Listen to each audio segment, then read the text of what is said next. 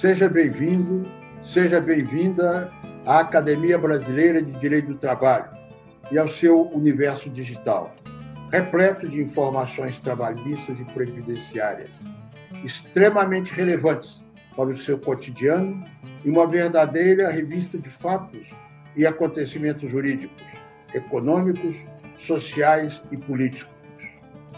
Nas nossas redes sociais, além de muita interatividade, você encontrará notícias, entrevistas e aulas com os maiores especialistas da atualidade no Brasil e no mundo. Eu sou Carlos Alberto Reis de Paula, titular da cadeira 35, e estarei junto com você no universo digital da nossa Academia Brasileira de Direito do Trabalho. Olá, pessoal. Bem-vindo à Academia Brasileira de Direito do Trabalho para mais um cafezinho. Eu sou Tereza Narra, sou titular da cadeira número 43 da Academia e hoje eu tenho um prazer enorme em receber aqui o professor Ivo Teixeira Gico Júnior, que é doutor em Economia pela Universidade de Brasília, fez de doutor também pela USP, mestre com honra máxima pela Faculdade de Columbia Law School, professor, advogado, enfim, um dos maiores especialistas em direito e economia.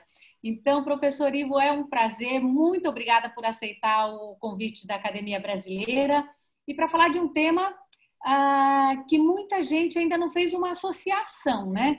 Que é a questão da análise econômica do processo civil. O professor Ivo está lançando um livro, né?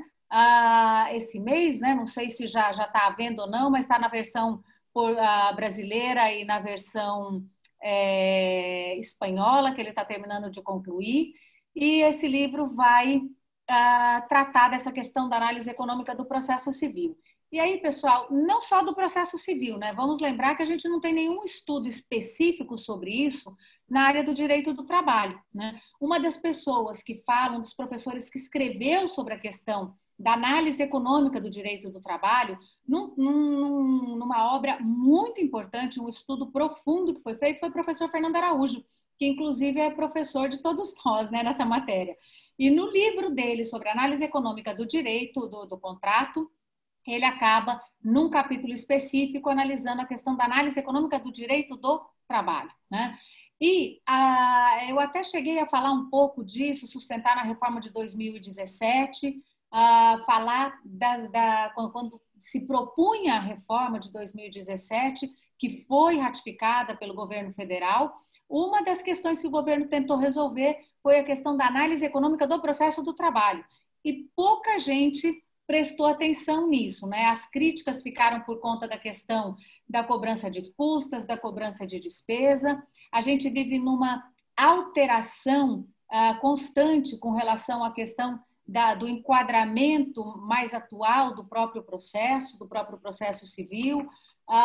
O professor Daniel Mitidiero esteve aqui conosco também, ele falou um pouquinho sobre essa questão, não especificamente da análise econômica, mas ele acabou se referindo à questão das economias que se faz com alguns princípios que o Código do Processo Civil trouxe. E também um outro professor que escreveu sobre a matéria foi o professor Ejan Mackey, que é junto com a professora Stephanie Rousseau, que ele escreveu sobre a análise econômica do direito, foi publicado na época pela editora Atlas, aqui no Brasil. E é interessante porque nesse livro do professor Ejan, ele começa, o primeiro capítulo dele é: há limites para a lei ou tudo é permitido, né? Eu acho que todo mundo, antes de fazer qualquer crítica às alterações legislativas, tem que fazer, ou qualquer análise numa alteração legislativa, tem que logo pensar nisso. E, na verdade, não sou eu que estou falando isso, né, professor Ivo? Eu acho que é o próprio CNJ, quando publica o Justiça em Números, né? Esse caderno do Justiça em Números que muita gente está achando aí, que é só para poder fazer balanço de produção, mas, na verdade, ele tem um aspecto, aliás, mais da metade desses documentos, eu tenho analisado todo ano, eles falam da questão dos custos do judiciário. Então, professor, vamos começar queria que o senhor desse uma palavrinha, uma introdução para a gente, e se puder já começar com essa pergunta: se vai haver limites para a lei ou se tudo é permitido? Eu dei uma olhada no índice do seu livro, gente, está maravilhoso. Li alguma coisa, já li, comecei a ler, e a questão é como a gente faz essa união da teoria do direito processual, da teoria econômica com o direito processual, e ainda mais no momento desse de pandemia, né? Que a gente também vai voltar a falar aí nas várias questões, ou seja, essas audiências por videoconferência, esse trabalho em casa, isso tudo vai mexer e vai abalar profundamente a economia. A gente tem visto aqui com relação aos contratos. Agora vamos ver como é que isso fica no âmbito processual. Professor, muito obrigada. A palavra está com o senhor. Vamos ver, que eu estou muito curiosa para ouvir tudo que o senhor tem para falar a respeito desse tema. Bem, primeiro, muito obrigado pelo convite. Professora Tereza, é um prazer estar aqui. É sempre um prazer conversar contigo e para o pessoal que está assistindo a gente. E a ideia do livro é justamente essa. Bem, eu trabalho com Law and Economics tem mais de 20 anos e, como você mesmo disse, eu tenho dupla formação. Então, eu sou doutor em Direito, doutor em Economia, então, para mim, passar de um por outro é fácil. Só que isso não é bem verdade para quem não está acostumado com essa outra linguagem, essa outra forma de pensar.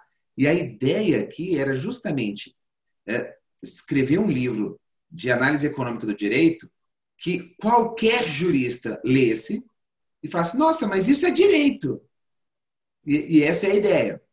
Quando a pessoa lê, ela fala: uai, mas ele está falando de direito. É, perfeito, é um livro de direito. Né? Eu brinco que é Law and Economics, ou seja, é direito e economia. Não é economia, é direito e economia. E a ideia nesse livro foi tentar fazer algo que não tem na literatura, que é a junção da abordagem da análise econômica do direito com a teoria geral do processo. Então, se você me perguntasse, do ponto de vista, Ivo, em que prateleira que a gente vai botar seu livro? Eu falei: não, você pode botar meu livro na prateleira de teoria geral do processo, porque é um livro que vai te explicar, eu brinco que é o que está por trás do código do Matrix do processo. Ou seja, por que o processo é como é e por que ele às vezes funciona, às vezes ele não funciona no mundo real. Então, a ideia é tentar mostrar para um praticante, quando eu digo um praticante, pode ser um juiz, pode ser um advogado, pode ser um promotor. Se você quer entender o que acontece de verdade no fórum, eu estou te oferecendo uma teoria para você ver coisas que você jamais imaginou. E aí, no sentido da pergunta provocadora do Ian McCain, do livro dele, não é tudo permitido ao direito, porque simplesmente o direito tenta mudar a realidade. Do mesmo jeito que hoje nós não temos tecnologia para impedir o vírus da Covid de pegar as pessoas, ou a gravidade de funcionar, o direito não pode tudo. Só que você sabe, eu sei, que quando a gente está na faculdade e quando a gente está num ambiente só de juristas, a impressão que dá é que o direito é a resposta para todas as mazelas da humanidade. E, obviamente, não é. Então, os juristas eles precisam aprender... eles precisam aprender todo o potencial, todo o poder que o direito tem, que eu acho que eles ainda não entenderam, e, por outro lado, as limitações que o direito tem. Porque o direito é extremamente poderoso, mas ele não é onipotente. Né? E aí a ideia da análise econômica do direito é trazer um ferramental que nos ajude a compreender melhor como o direito pode ser utilizado como ferramenta para mudar a realidade. Então, a ideia é você, simultaneamente, entender melhor a realidade e saber melhor como mudar a realidade. É um pouco nessa direção que a gente está tentando ir e que eu espero que o livro seja uma contribuição nessa direção. E você acha que essa mudança toda tecnológica que a gente teve agora nesse momento de pandemia estaria dentro dessa caixinha, vamos dizer assim, dessa situação? Ou seja, porque o que se vem discutindo muito realmente é isso, né? Existe um pânico do procedimento, um pânico dos advogados que estão dizendo que vão perder todo o espaço, porque, claro, alguns tipos de advocacia tendem a desaparecer, né? Eu não diria que desaparecerão, eu digo que elas se transformarão. Aliás, eu acho que nada vai desaparecer, eu acho que tudo vai se transformar, né? Mas tem muita gente aí inclusive alguns advogados e alguns trabalhos que às vezes alguns segmentos da OAB vem fazendo para tentar uma forma de pressão para que a gente volte no sistema tradicional, que eu acho que não vai acontecer, não sei, né? Eu acho que o sistema tradicional a gente não vai mais voltar tão cedo, mas justamente para poder voltar no tempo e não ir para um tempo para frente. Mas isso não importaria numa quebra dessa questão de economia ou tudo isso não tem nada a ver com essa análise econômica aí do processo? Bem, eu diria para ti que, primeiro, que a análise econômica ela é um método.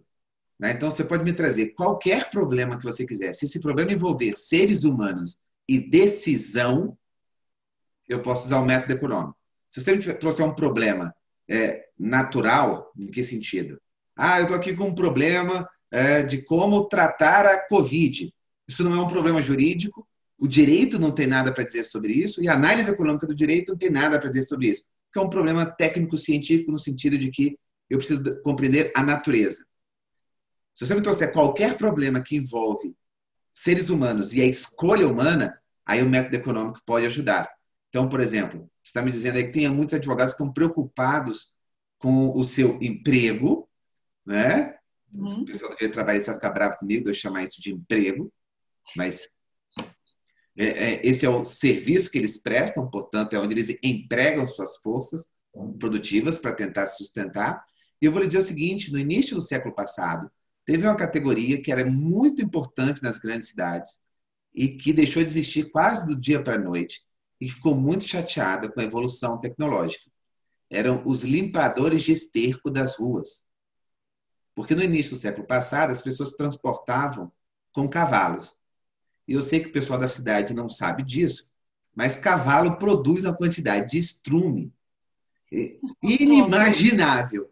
Tanto é que na virada do século passado teve uma conferência internacional de direito ambiental para discutir o impacto do estrume no meio ambiente. Para você ter uma ideia. O que aconteceu? Alguém inventou uma carruagem sem cavalos, chamado carro. Isso acabou com essa categoria e também acabou com o problema ambiental do estrume. Criou outros problemas, criou outras necessidades, mas aquela categoria não faz mais sentido. É óbvio que o limpador de estrume não gostou muito da invenção do carro. Então, veja que os juristas, nem o juiz, nem o advogado, nem o promotor são finalidades em si. Eles são meios. Meios do quê? Nós somos meios de que a sociedade obtenha os resultados que a sociedade decidiu que deve obter. Em outras palavras, nós somos meios de fazer valer o direito. Se eu estiver fazendo valer o direito com qualquer outro mecanismo e funcione a um custo menor, ou mais rápido, ou melhor, nós temos que ir para esse outro meio. Né? Nem os advogados, nem os juízes, nem os promotores são um fim em si mesmo. Mas é natural que, enquanto categoria, a gente não queira perder o nosso espaço. Né? Isso é super natural. Mas a discussão nunca é do ponto de vista da categoria, a discussão é do ponto de vista social. E quando eu digo social, é toda a sociedade. Então, veja, a Covid pode ser um grande desastre, um grande problema, mas ela é também um dos maiores experimentos sociais de todos os tempos e nós vamos tirar grandes coisas dessa crise. Uma delas é o avanço do judiciário e do direito. Nós vamos pular 20 anos por causa da Covid. Entre elas, audiências remotas, tecnologias para fazer prova, vamos repensar o papel dos oficiais de justiça. Imagine, por que diabos eu não estou deixando os oficiais de justiça citarem ou intimarem as pessoas por WhatsApp? É mais rápido, mais fácil eu falar com a pessoa por WhatsApp do que ao vivo. Por que nós não estamos fazendo isso? Aliás, vai acabar aquela história do oficial chegar na porta do fundo, porque é chegar na porta da frente e o réu sair pela porta do fundo, né? Exatamente. Se a pessoa tem um número de telefone, se esse telefone é associado àquela pessoa, ela diz que é dona daquele telefone. Porque, veja, Tereza. É mais eficiente que a carta, né? É muito mais, é mais eficiente, é mais seguro. Eu brinco com as pessoas. Os juízes têm um fetiche com o correio. Eu falei, olha, você nunca participou do que é uma citação por correio.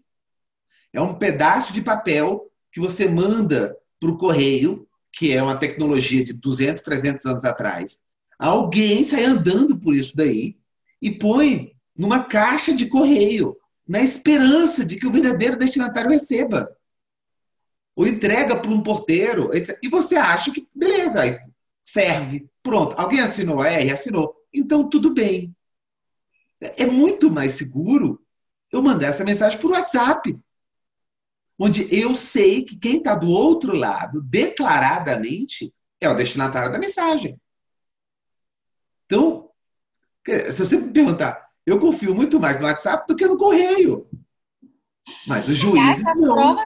Aliás, as provas por WhatsApp, elas têm sido apresentadas todos os dias na mesa de audiência. Todas. E por que não seriam? Exatamente. Ou seja, as iniciais e as contestações, elas vêm, geralmente, aliás, eu falo, pessoal, toma cuidado com rede social, porque o nego posta tudo na rede social e esquece que ele muitas vezes tem um processo em andamento e que a informação que ele jogou ali pode comprometer a prova, né? E às vezes o advogado descobre isso na audiência. Eu falei assim, que agora o advogado, antes de ir para a audiência ou fazer qualquer coisa, obrigatoriamente tem que consultar Facebook, Instagram, LinkedIn e as redes mais populares, vamos dizer assim, porque é onde as pessoas estão mantendo suas relações, né?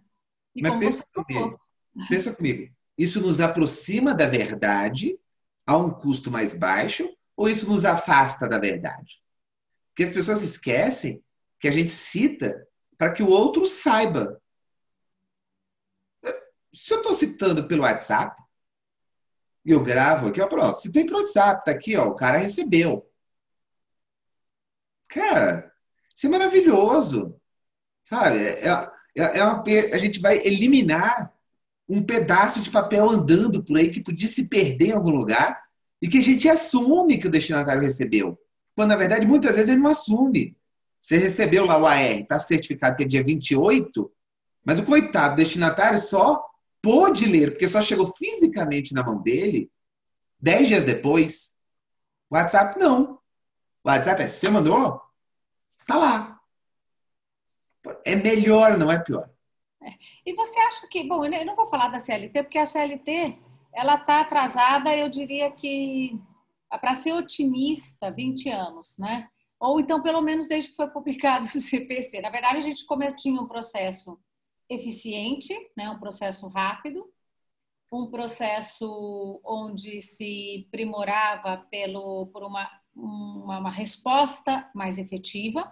Isso tudo foi ficando para trás, né? As reformas que foram sendo feitas do CPC, pelo menos desde 94 para cá, foram reformas muito importantes, muitas delas inspiradas até na CLT. E é engraçado que quando veio o cumprimento de sentença, teve muita gente na Justiça do Trabalho que falou, não, vou aplicar o CPC, esquecendo que o cumprimento de sentença já está na CLT desde 43. A gente nunca falou em outro tipo de execução a não ser o cumprimento da sentença, até porque na CLT o título, aliás, que também é uma outra coisa que já está completamente equivocada desde o meu ponto de vista, é a CLT restringir a execução a títulos judiciais. Então, você tem um título extrajudiciais, eu digo, Iva, eu te devo, estou devendo, não nego, mas não vou te pagar. Assino, ponho testemunha, publico, e você tem que entrar com o processo de conhecimento. Sabe? Não faz sentido. Ou seja, você tem que se sujeitar a todo o rito processual da audiência, etc., para poder constituir um título para poder executar, para poder cumprir a sentença que o juiz deu. Então, quer dizer, é um atraso monstruoso. Mas, então, vamos falar do CPC, porque a gente tem aplicado muito a questão principalmente das alterações que o CPC fez, né? Existe uma corrente de juristas muito mais modernos, até na academia a gente tem vários processualistas que têm sustentado principalmente a aplicação, o princípio da cooperação, todos os princípios que estão ali. Agora, o que você pensa do CPC? Você acha que o CPC poderia ter ido mais adiante, não conseguiu ir mais adiante? Porque existe uma parte ali que se admite essa utilização de meios tecnológicos. Perfeito. Não sei se tanto com a intenção simplesmente de adiantar procedimento ou com as duas intenções, porque tem várias medidas no CPC, principalmente na parte de recursos e etc., onde você automaticamente vai ter uma redução, aí, uma economia de custo e de tempo processual. Né? Perfeito. Bem, eu vou dizer para ti que tanto na Constituição quanto no artigo 8º do CPC tem uma coisa chamada princípio da eficiência. E a maioria dos juristas não tem a menor ideia do que significa isso. E esquece que tem uma ordem constitucional para que a administração pública seja eficiente, no artigo 37, e tem uma ordem no CPC para que o juiz seja eficiente. Só que o que acontece? E eu até discuto isso no capítulo 2 do livro. Primeiro, as pessoas acham... A visão tradicional do processo é que o processo é a organização da atividade. E o que eu discuto lá no capítulo 2 é que é o seguinte: como um observador externo ao sistema, eu vejo o processo como direito regulatório, onde eu estou regulando não apenas a atividade das partes, mas também a atividade do juiz. Porque, veja, o juiz nada mais é do que um prestador de serviço. Ele presta serviço público adjudicatório. É isso, ele é um prestador de serviço. Quando eu preciso de adjudicação, eu contrato esse funcionário público, juiz, e pago a ele. Me adjudique o bem da vida que eu desejo, porque direito eu tenho. Eu acho, né? Uhum. Aí você vai decidir se eu tenho ou não tenho. Mas se eu tivesse, tem que me adjudicar. O que eu vejo? E aí o que acontece? Quando você pensa o processo dessa forma, ele tem duas funções. Ele tem a função de organizar e fazer com que a gente aloque o bem da vida a quem de direito, mas ele também tem a função de proteger a sociedade contra desvios de conduta do juiz. As duas coisas ao mesmo tempo. Tanto é que tem segunda instância. Por que diabos a gente paga 3 juízes para rever o trabalho de outro juiz? Né? As pessoas não fazem essas perguntas simples. Não seria melhor eu pegar os desembargadores, transformar eles em juízes, e aí eu ia ter mais sentença? E, portanto, mais casos resolvidos mais rápido? Seria mais rápido, concorda? Claro. Mas a gente paga 3 juízes para rever o trabalho de um juiz. Por quê? O que a gente está querendo alcançar com isso? Né? Veja, você não tem isso na medicina. Você não tem 3 médicos revendo o trabalho de todo médico. Mas você tem 3 juízes revendo o trabalho de todo juiz. Isso sem falar na instância superior, né? Isso sem falar na instância superior. Sem falar na instância superior. Que aí depois você pode replicar esse raciocínio até para dentro do tribunal. Por que diabos a sessão revê a jurisprudência da turma? Por que o pleno revê o da sessão? E assim sucessivamente. Então é uma visão um pouco diferente do processo como ele é normalmente pensado. Entendeu?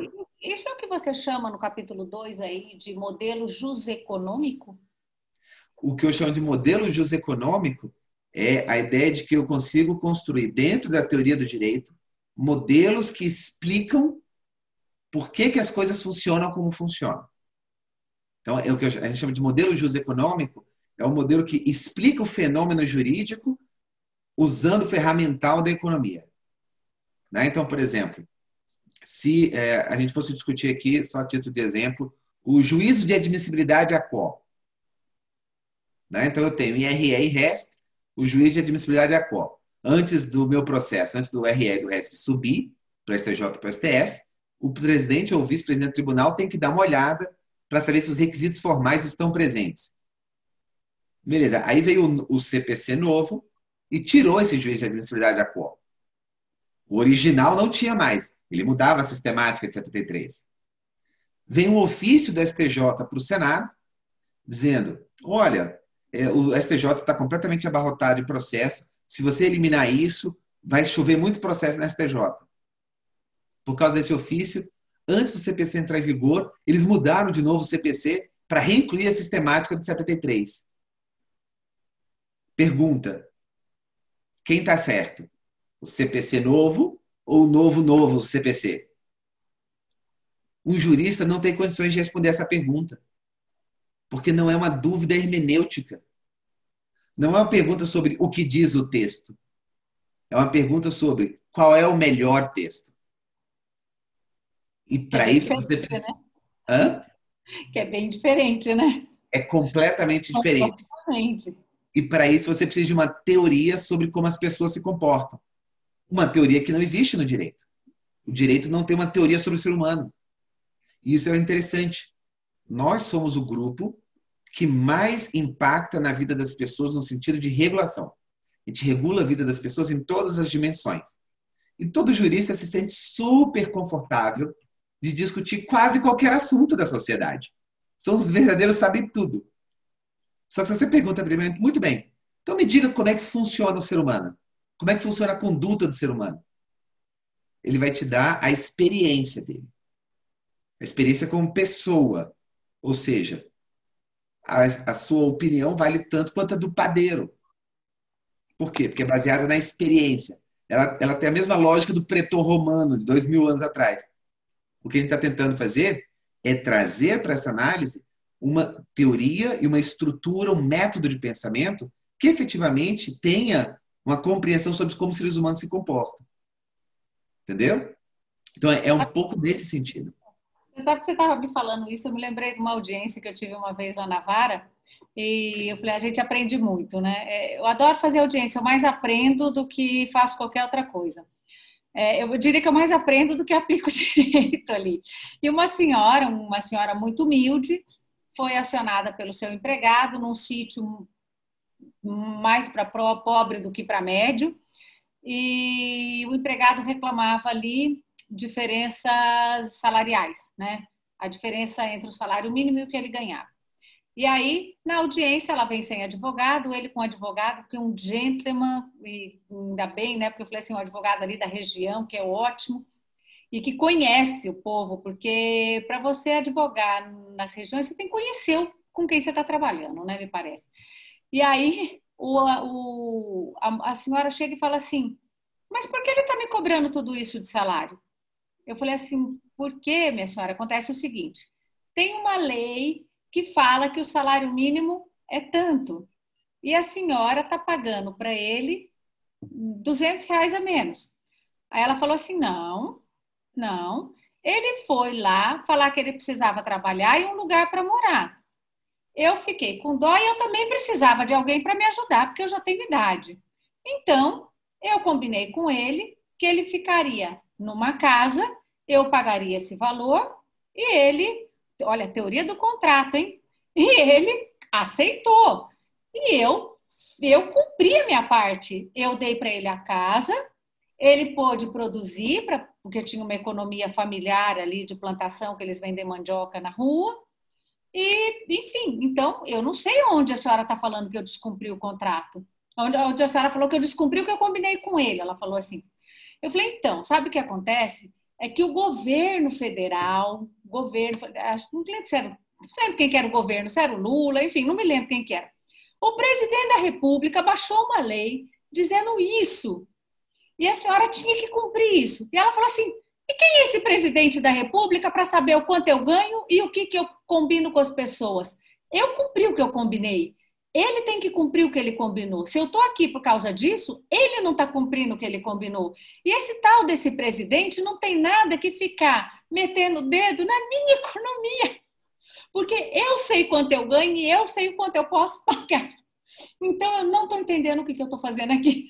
É exatamente isso, Ivo, não é? Mas é exatamente isso. Só que a gente acha que a gente tem condições de regular a vida de todo mundo. E concorda comigo que, de uma forma muito confortável, o jurista resolve todos os problemas com o direito rapidamente. O mais engraçado, porque eu não sei se você está curioso, mas alguém pode estar curioso e falar assim, e o que o empregado falou? Aí eu peguei e perguntei para ele, então, como é que ficou o negócio? Ele falou assim, então, é assim.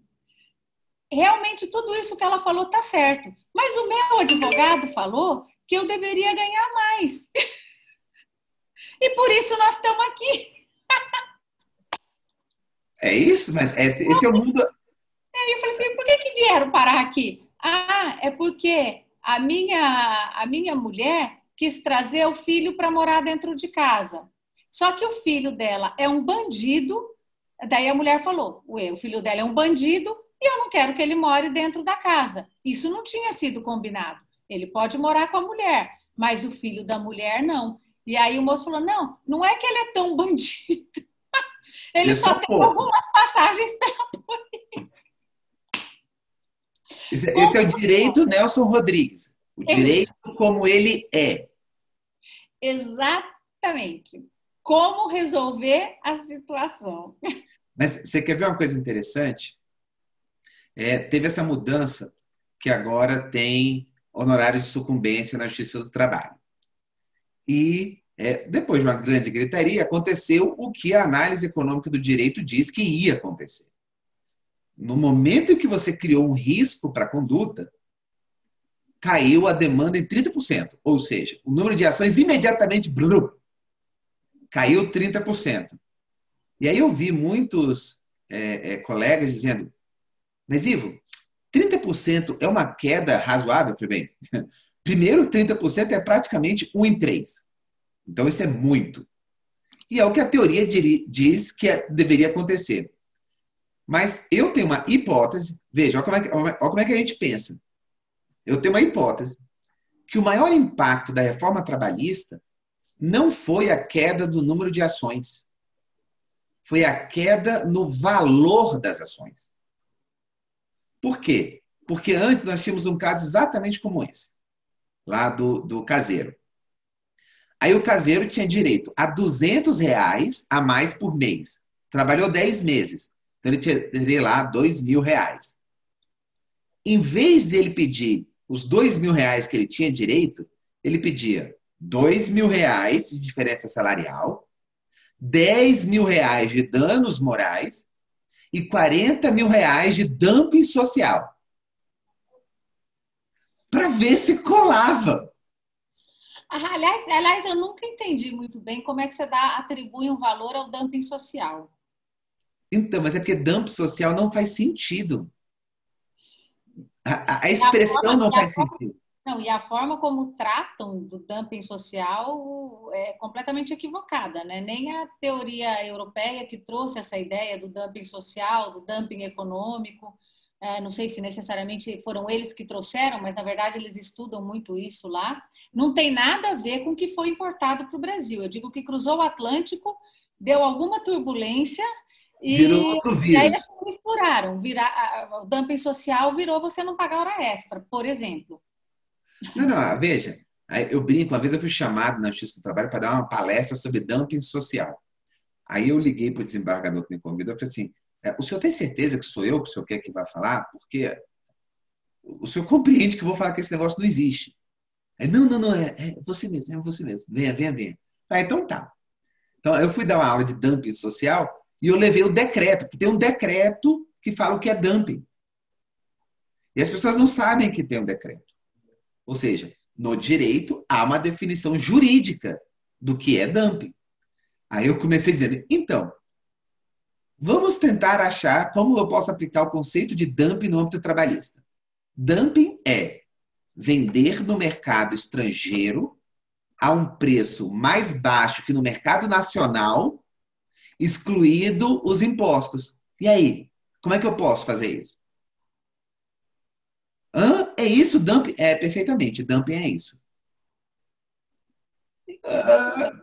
Perfeito, então não tem conexão lógica. Mas é o que a gente estava falando. Nós temos um aumento muito grande do número de advogados. Então, agora, a quantidade de advogados é gigantesca. Essas pessoas precisam viver. Então, elas se adaptam, um pouco de Darwin para a gente, ou elas se adaptam ou elas perecem. Como é que os advogados se adaptaram? Eles se transformaram em empreendedores. Eles inventam teses. Eles ficam inventando coisas. e vão testando no judiciário. O judiciário é o laboratório dos advogados, onde eles vão testar se as teses colam. Quando algum juiz bravo, que está a fim de fazer redistribuição de renda, não importa o que prevê a lei, acata o argumento do dumping social, ele acabou de mandar um sinal para todos os advogados dizendo, nessa vara pode fazer pedido de dumping social que dá retorno. Resultado, 2.000 de hora extra virou 40.000 de dumping social. A reforma trabalhista, obviamente, vai botar um limite nesse empreendedorismo jurídico. Esse, na minha opinião, é provavelmente o impacto maior da reforma trabalhista. Mas a gente precisa de um trabalho empírico para ver se isso é verdade. Eu acho que quem estava fazendo um trabalho assim, não sei se terminou, foi a Luciana... Isso. Que ela fazia umas estatísticas. Eu não sei se ela chegou a fazer... Eu acho que ela chegou a fazer com a questão dos pedidos também. Preciso até ver com ela se ela estava fazendo um estudo no judiciário todo. Mas eu estou de acordo. Eu vou te dar um dado local, né? As pautas, nós tínhamos uma pauta de audiência, e essa pauta é dividida entre procedimento ordinário e procedimento sumaríssimo. Antes da reforma trabalhista, eu tinha uma pauta gigantesca, para cada 15 ações ordinárias, eu tinha 3 sumaríssimos. Com a reforma de 2017, o que aconteceu? Eu tenho 15 sumaríssimos para 3 audiências ordinárias. Então, quer dizer, é óbvio que alguma conta estava errada. E tem uma outra coisa aí, que você acha que está nesse teu cálculo aí, que é a questão de se jogar valores maiores, como dumping social, como indenização por dano moral, para poder facilitar vamos dizer, os custos da transação, né, se é que eu posso chamar assim, do acordo judicial. Claro. E aí é o mais interessante, porque o acordo judicial feito no judiciário com economia de custos de transação acaba sendo mais benéfico do que se permitir formas alternativas de solução de conflito. Que até tem um confrade nosso, que é o Sérgio Torres, que tem feito vários estudos falando arbitragem é necessária. E aí, tudo bem, não, o Sejusc é mais necessário do que as câmaras externas. Só que ninguém faz a conta, claro, os Sejusc são os centros de conciliação judiciais dentro do Poder Judiciário, que tem todo esse custo de manutenção que as pessoas não fazem a conta, pelo menos internamente. Exatamente. Está na hora de falar que o Sejusc seria muito mais confiável, seguro ou muito melhor do que se admitir. Você sabe que tem uma resistência muito grande de se permitir, e no Brasil, né? Porque na Espanha é assim, na Alemanha é assim, na Itália é assim, do que se permitir juízos extrajudiciais para a solução de conflitos trabalhistas. É o giudice di pace italiano. Entendeu? É porque, veja, as pessoas continuam achando que elas querem juiz. Quem entra com a ação não quer juiz. Quem entra com a ação quer o bem da vida. Do mesmo jeito que você não entra no hospital atrás de médico, você entra no hospital atrás de cura. Você vai para o seu mercado atrás de comida. Ninguém vai para o seu mercado para se divertir. Eu adoro passear no seu mercado. Não, você vai para comprar comida. Então, o que você quer é o resultado e não o meio. Então, por exemplo... A Covid fez isso, né? Mostrou bem o meio. Perfeitamente. Então, veja, qual seria o problema de a gente não obrigar o usuário a ir para a arbitragem, mas oferecer a ele a opção? Exemplo, eu poderia ter no Tribunal do Trabalho, lá na Justiça, uma lista de advogados recém-formados que aceitam arbitrar a questão por R$500. Quando a pessoa protocola a juização dela, ela opta. Eu quero o meu juiz, servidor público, concursado, ou eu topo pagar R$ 500 para ter uma pessoa que vai decidir meu caso em 2 semanas. Pronto. Aí, a gente vai inserir concorrência no serviço. Se o serviço do juiz é tão bom, as pessoas não vão querer pagar o privado.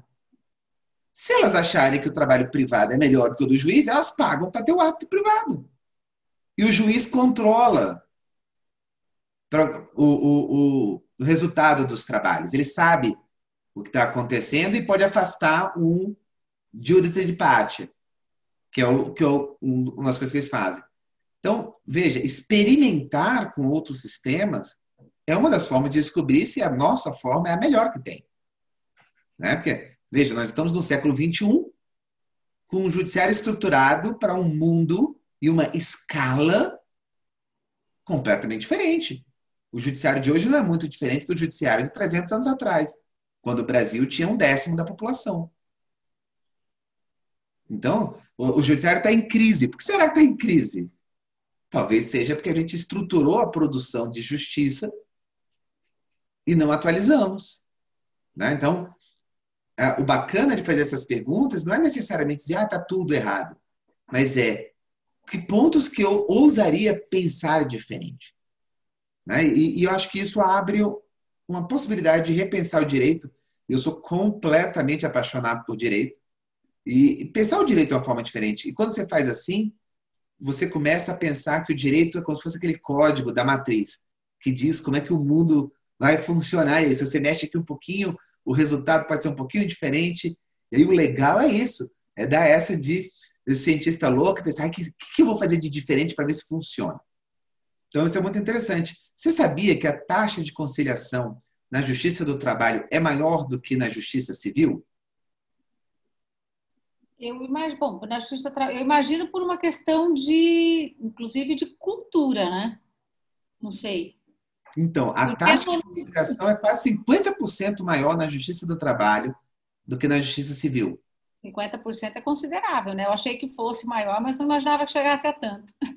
Não muito, porque é de 9% para vocês e é 6% na Justiça Civil. É quase nada.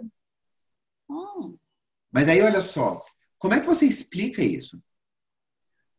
Né? E na Justiça Federal é ainda menor. E aí tem uma parte no livro que as pessoas acham que acordo se faz na porrada. Né? Aí inventaram uma coisa chamada audiência de conciliação obrigatória. Isso é uma enorme perda de tempo e recurso para todos os envolvidos. Por quê? Porque se eu quero acordo, eu te aviso na minha petição, eu quero tentar um acordo.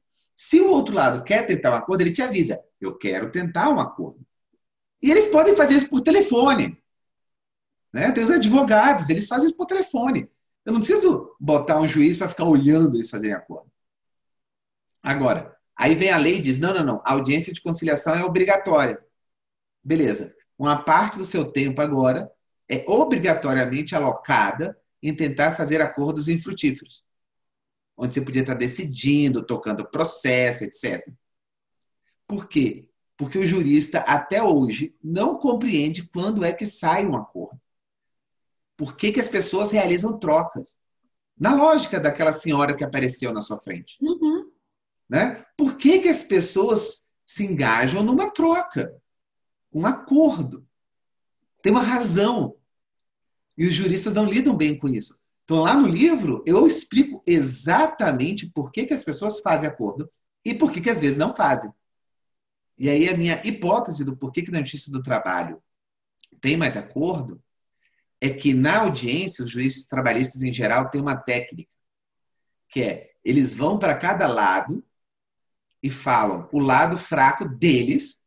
Então, o juiz trabalhista tem mania de virar para o autor e falar, você tem esses problemas. Aí vira para o réu e fala, você tem esses problemas. E o que ele está fazendo nesse momento? Ele está reduzindo a simetria de informação, sinalizando como ele, do estudo do caso, já antevê o que provavelmente decidirá, e ao fazê-lo, ele faz com que as partes atualizem suas crenças e reajustem as probabilidades de êxito, refazendo o retorno esperado da ação e aproximando as crenças, o que vai facilitar o acordo. O juiz do civil não faz isso. E aí, supostamente, ele tinha que dar uma coisa chamada despacho saneador. Os despachos saneador, eles não dão despacho saneador. Eles dizem, digam às partes que provas pretendem produzir. Sendo que o CPC diz que isso não é despacho saneador. O despacho saneador é uma sentença prévia. O despacho saneador deveria dizer as questões, a regra jurídica que será aplicada no caso concreto. Os fatos que foram provados nessa fase documental e que fatos permanecem controversos. Com esta informação, vinha a pergunta: que provas as partes pretendem produzir? Tanto é que, se não tiver questão jurídica controversa, se não tiver questão de fato controversa, o caminho correto é o julgamento antecipado da lide. Porque não tem necessidade de instrução. Portanto, todo despacho saneador é uma sentença antecipada, o que os juízes cíveis não fazem. Eles acham a perda de tempo. Só que eles não percebem que, naquele momento, se ele dá o despacho saneador correto, é o momento em que as partes decidem se vão fazer um acordo ou não. Por quê? Porque na hora que eu falo, doutora Tereza entendeu que tal coisa está provada e vai aplicar tal regra jurídica. Bem, por essa regra jurídica, provavelmente eu vou perder. Então, talvez seja hora de fazer um acordo. Se o despacho digam às partes que provas pretendem produzir... Não está dizendo nada. Não está dizendo nada. E eu vou produzir todas, porque eu também não sei o que eu tenho que provar. Eu estou aqui, doutora Tereza, eu estou conversando contigo, já fiz a minha inicial, o outro lado já contestou, eu já fiz minha réplica. E aí, doutora Tereza, o que você acha? Não acho nada. Digam às partes que provas pretendem produzir. Uai, todas, né, doutora Tereza? Não sei o que você acha. Quero provar tudo. Exatamente. Melhor Óbvio. passar pelo excesso, né, Ivo? Óbvio. Então, é esse tipo de raciocínio que a gente quer chamar a atenção. Então, é esse tipo de raciocínio que o livro traz para o aluno da graduação e para o ministro que está trabalhando no judiciário há 30 anos. Né? A ideia é o seguinte, é que durante a leitura cada um consiga, pelo menos alguma vez, dizer: nossa, eu nunca pensei nisso. Nessas questões mais básicas. Despacho saneador, como é que faz uma audiência, esse tipo de coisa. É essa a ideia. Ô, Ive, para eu não abusar muito de você, você acha que, e assim a gente vai caminhar para o final, porque senão você nunca mais vai aceitar um convite meu, porque daí você vai falar assim, olha, convida para um cafezinho e eu já estou praticamente na hora do almoço. O que você acha dessa questão da implementação das audiências por videoconferência? Isso aí vai representar uma baixa de custo aí para o judiciário. Eu acho que isso aí vai acabar repercutindo no caixa aí, na análise de caixa que o CNJ faz, não é? Ou seja, gasta-se muito num determinado momento, aliás, eu acho que está gastando pouco, devia... se fosse eu investiria mais aí na tecnologia, inclusive para criar sistema, para aperfeiçoar o sistema, né? Aliás, eu estava vendo funciona aí na internet, existe o detector de mentira, né? Para acabar com aquela neura. O cara tá mentindo ou não? Gente, eu ponho um detector de mentira, Wi-Fi, eu resolvi o problema, fica melhor do que no presencial, né? Isso tudo o sistema pode fazer. E outras coisas mais que seria possível, sem falar aí na proteção de dados, porque eu acho que dá para fazer tudo isso com respeito às regras aí da proteção de dados, sem o menor problema.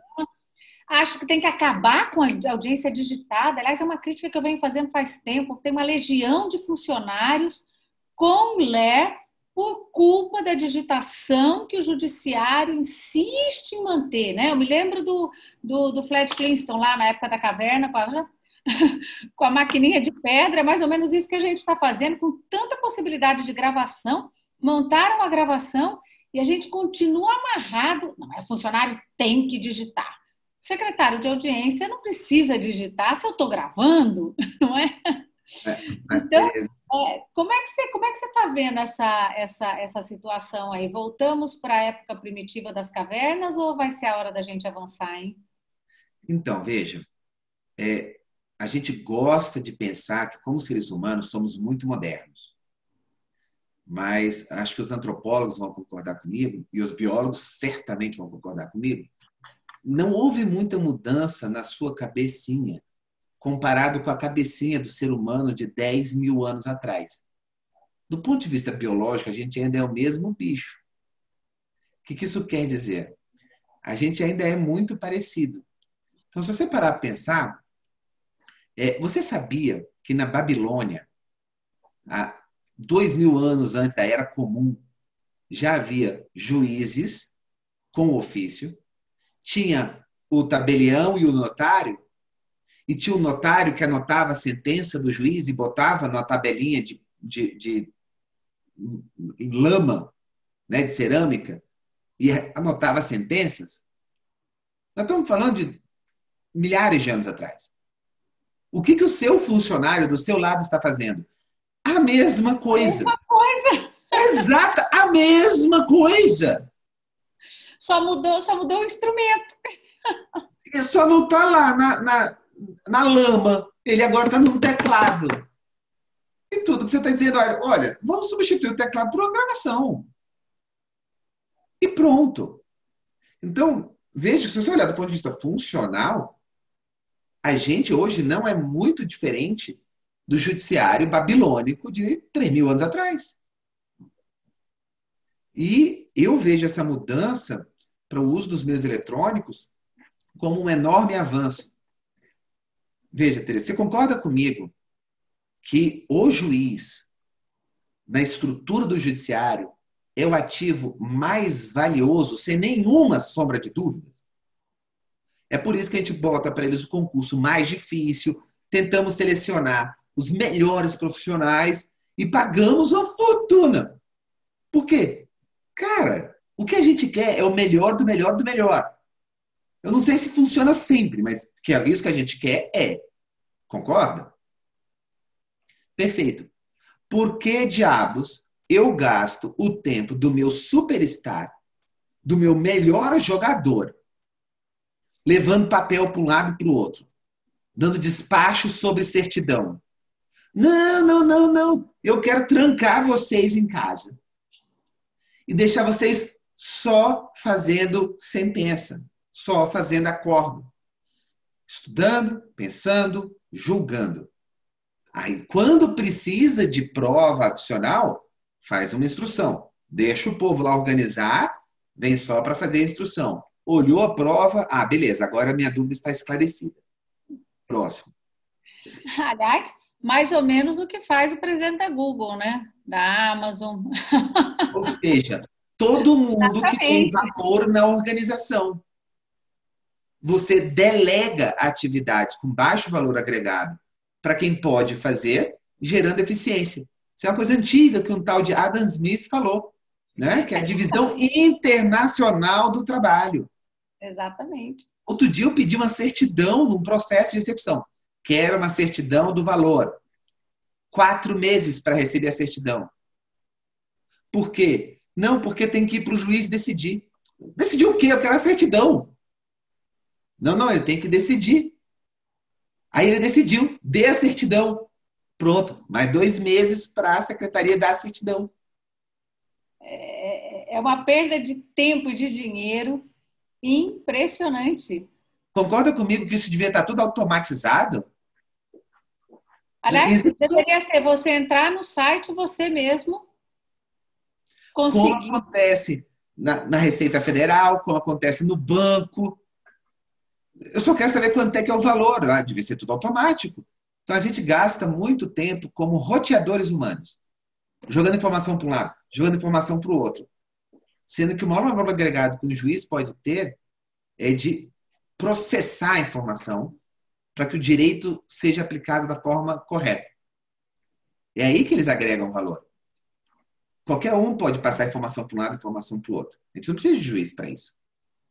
A gente pode repensar isso. E com a automatização... Claro, que é o que vem tentando fazer, quer dizer, não necessariamente essa proposta, mas os robôs juízes, né? Mas é óbvio. Se eu tenho o mesmo caso, eu tenho uns casos que a matéria é idêntica. Eu tenho lá 200 casos com a mesma matéria, mudo só o autor. Não faz sentido eu ter que, cada vez que eu vou redigir, ter que redigir a peça inteira. Perfeitamente. Agora, a gente tem que sair do pensamento tradicional. Quando eu digo pensamento tradicional, eu não estou falando tradição no bom sentido, estou dizendo teremos que parar de pensar como pensava o pretor romano e o juiz babilônico. Por exemplo, nós temos que admitir o que você acabou de dizer, que numa sociedade de massa, com 220 milhões de habitantes, eu tenho milhares de ações idênticas. Né? Parar com esse mito de que cada caso é um caso. Não é. A vasta maioria dos casos é idêntica. Muda um detalhe aqui, outro detalhe ali. Inclusive, várias vezes eu vou voltar para advogado empreendedor. É o mesmo advogado empreendedor que usou a mesma petição milhares de vezes. Algumas vezes vem até com o nome do anterior. Não é? Exatamente. Mas numa sociedade de massa, para eu democratizar o acesso à justiça, eu preciso adotar soluções de massa. Exatamente. Veja, eu te garanto, qual foi a última vez que você foi fazer uma blusa no alfaiate? Opa! Tem tempo? Pô, Entendi. Isso quer dizer que, na vasta maioria das quando vezes... eu era criança, vou te falar em uns 40 anos. Pois é, o que você está me dizendo é que, na vasta maioria das vezes, você satisfaz as suas necessidades humanas de quase todos os níveis com produtos que têm 3 tamanhos. Exatamente. Nenhum deles é perfeito. Mas, cara, é muito bom. Você entra na loja, olha ali, ah, esse ficou bacana. Beleza, levo, vai embora. Rápido, barato, acessível, democrático. Se a gente fica com essa ideia... da produção, né? Ou seja, Se a gente passou para a sociedade do conhecimento, quer dizer, para a era do conhecimento, mas a gente ainda não absorveu completamente a era da produção, a sociedade da produção. Perfeitamente. Então, o que acontece? Eu fico trabalhando com essa ilusão de que eu vou conseguir, para cada caso, fazer uma camisa própria para o caso. Eu vou costurar a camisa com tecido para aquele caso e o que vai acontecer? Você consegue atender 10 pessoas no mês inteiro. Só tem uma fila de 10 mil atrás. Aí, veja, você gostaria de ser atendida por um alfaiate para comprar suas roupas? Ou você prefere ir numa loja, ver as opções e pega o que é melhor? Hoje em dia é impossível ir num alfaiate para poder fazer a roupa.